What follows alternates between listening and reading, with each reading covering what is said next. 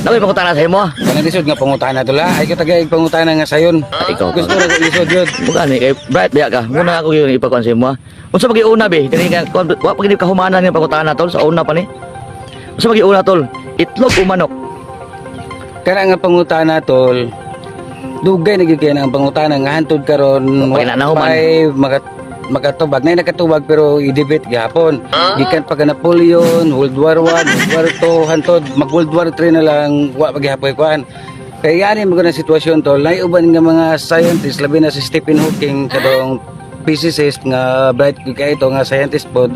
They conclude gyud si Stephen Hawking una gyud ang egg.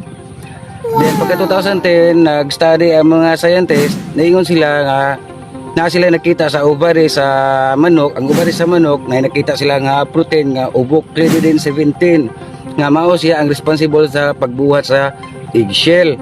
Kung wala siya ang protein nga ubiquitin 17, so dili mabuo ang itlog. And then diri sa pikas pod nga side about sa una ang itlog 2% pa nga animal sa tibuok kalibutan ang actually nahibal-an nato. 98% is unknown.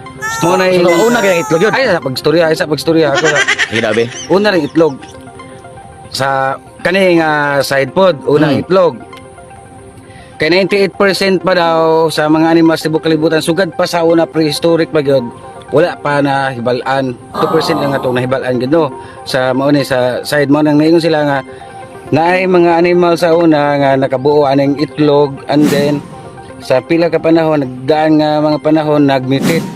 Pagmutate sa itlog ang nigawas mo ni si manok.